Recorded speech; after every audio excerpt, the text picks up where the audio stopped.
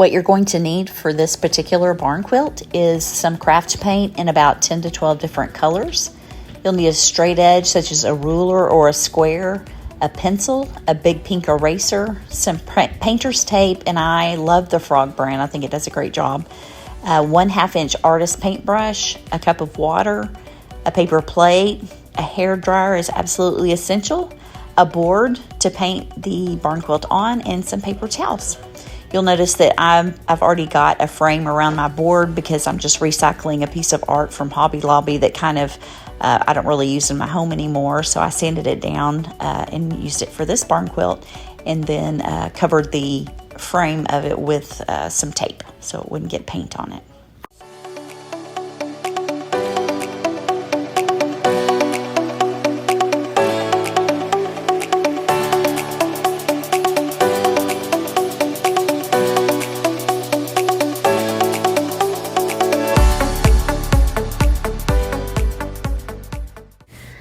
As you can see, I am already well on my way to working on this barn quilt, and I apologize that you don't see it from the very start. This is actually the second time I've made the same quilt, because the first time I did it, I did not draw my grid and pattern out. I thought, you know, I've done this before, I can freehand it. And, you know, you get about halfway done and you're like, it'll all come out in the wash. It's going to be fine. I kept going and I finished it completely and it looked terrible. So, learn from my mistake. Go ahead and draw your grid and draw your pattern out beforehand. And you're not going to see me draw this grid or pattern out. This pattern was a little bit more difficult for me. It may not be for you, but for me, I'm not really a math person. I'm not a geometry person. So it takes me a few minutes of just staring at a blank, you know, canvas before I start drawing. And, well, that's not fun for anybody to watch. So anyway, so right here, you're going to see me taping this up. You want to lay your frog tape down on the longer edges first, and then you'll put the smaller sides down on top of that, and that'll just allow you to leave the longer edges there while you move the smaller ones around. Just makes it easier. Also, when you're putting the tape down, make sure you run your fingernail along the edge of the tape to make a good tight fit. And also, as you're laying it down, you want to see a little bit of the paint. If you're butting it up next to some more leaves, you want to see a little bit of the previous leaf. I know it sounds like you're going to overlap it, but it really doesn't overlap. You definitely don't want to see a white line between all your leaves.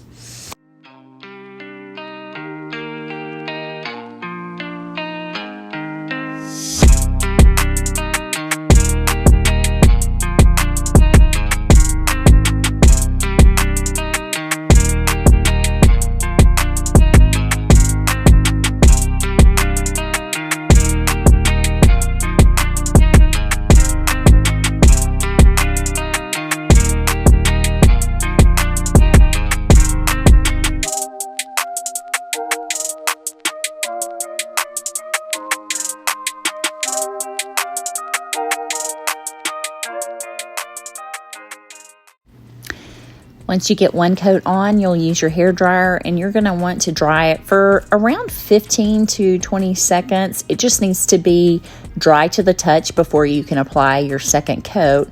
And all in all, since this is an indoor barn quilt, this is going to have probably around 4 or 5 coats of each color on each leaf, which is a lot, but the ones I do outdoors, they have around between 7 and 10 coats.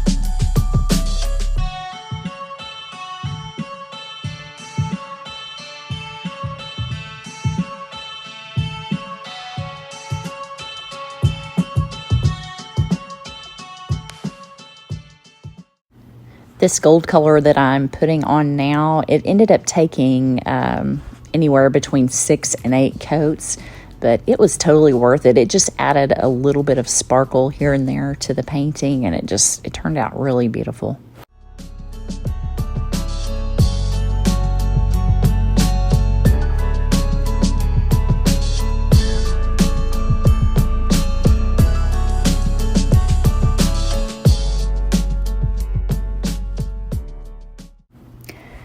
Okay, I'm going to slow it down here because this is what really does it for me here, is taking the tape off and seeing the beauty that's underneath the tape. I don't know, there's just something about that. It's just keeps me doing it over and over again. I love it.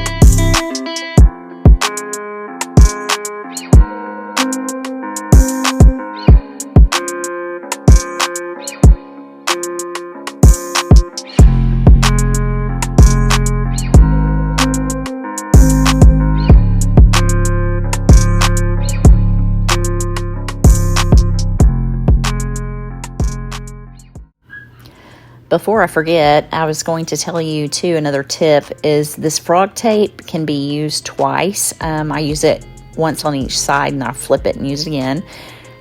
It is not an inexpensive tape. It's a little on the higher end, so I try not to waste it.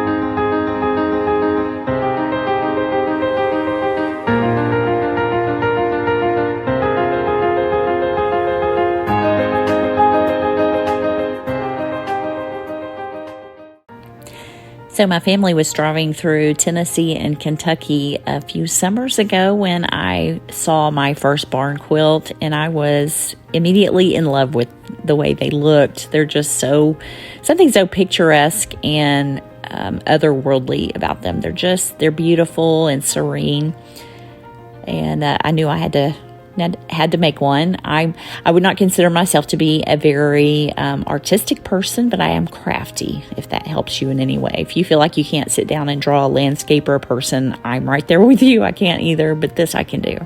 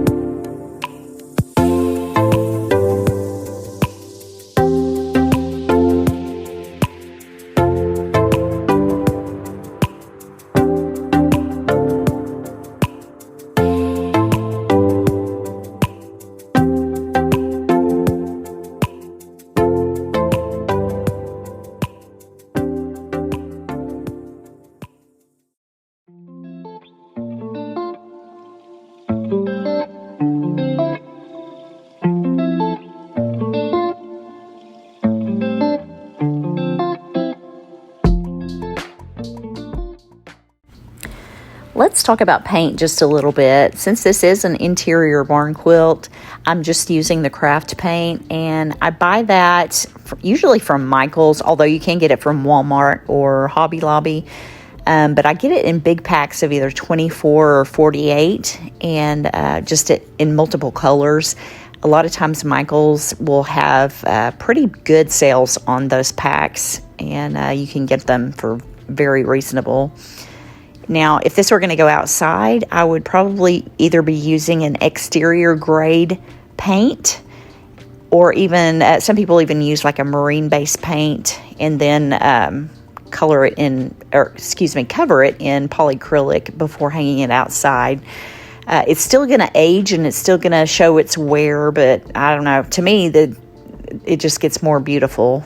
Some people they'll even sand theirs before they hang it out. I can't bring myself to do that quite yet. They're just too pretty.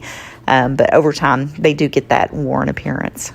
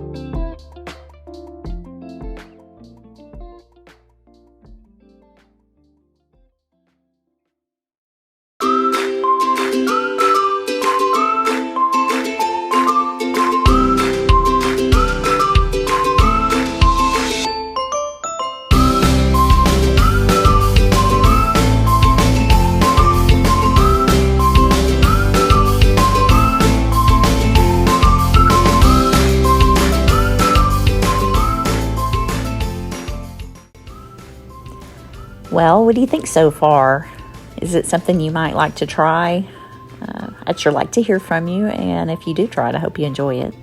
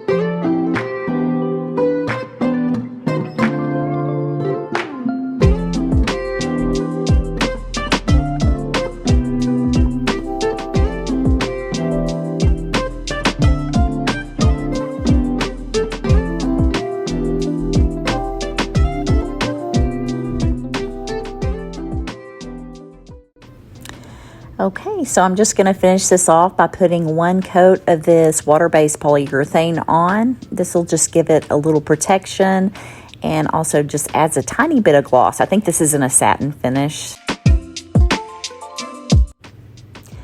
Wow, she turned out beautifully. So I'm just going to show you where I hung her on the wall. And that's it. So if you're still with me, thanks for watching.